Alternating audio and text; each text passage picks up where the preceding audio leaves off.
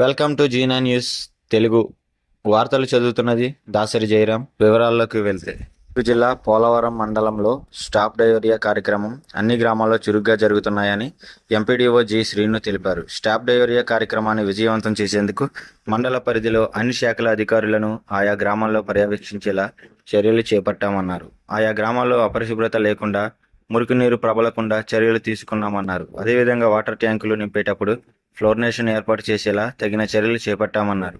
గత నెల నుండి ఈ కార్యక్రమాలన్నీ అమలు జరిగేలా అన్ని గ్రామాల్లో పంచాయతీ కార్యదర్శులు, ఆర్డబ్ల్యూఎస్ అధికారులు ప్రజలకు అనారోగ్య సమస్యలు తలెత్తకుండా చర్యలు చేపట్టామని, అదేవిధంగా పిహెచ్సి సిబ్బంది ఎక్కడైనా ఏ సమస్యలు ఇచ్చినా వెంటనే ఆయా గ్రామాల్లో పర్యటించి పరిస్థితి చక్కదిద్దేలా అప్రమత్తంగా ఉండాలని పిహెచ్సి సిబ్బందికి సూచనలు అందజేశామన్నారు. క్లోనేషన్ చేస్తున్నాము.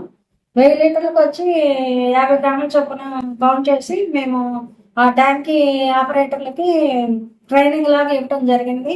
ఎంత వాటర్కి ఎంత కలపాలనేది కూడా ఆర్డబ్ల్యూసీఐ గారు, ఈఓపిఐడి గారు, మనం ఎంపీడీఓగా నేను అందరూ విజిట్ చేసి గైడెన్స్ అనేది ఇవ్వడం జరుగుతుంది.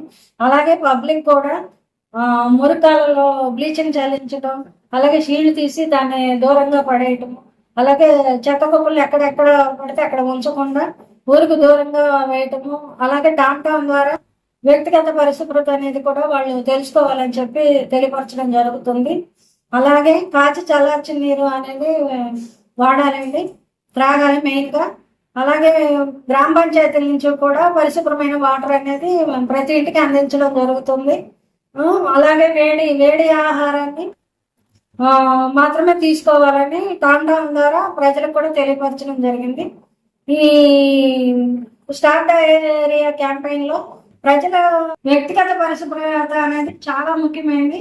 కాబట్టి ప్రతి ఒక్కరికి కూడా ఇంట్లో పరిసరాలు పరిశుభ్రంగా ఉంచుకోవటము, మంచి ఆహారాన్ని తీసుకోవటం, నిల్వ పదార్థాలను అనేది తీసుకోకుండా ఉండటం, అలాగే నిల్వన్న మాంసాహారం జోలికి వెళ్లకుండా ఉండటం, అలాగే ఆయిల్ కూడా ఒకసారి వాడిన తర్వాత మళ్ళీ ఆయిల్ని వాడటం అనేది మంచి పద్ధతి కాదండి.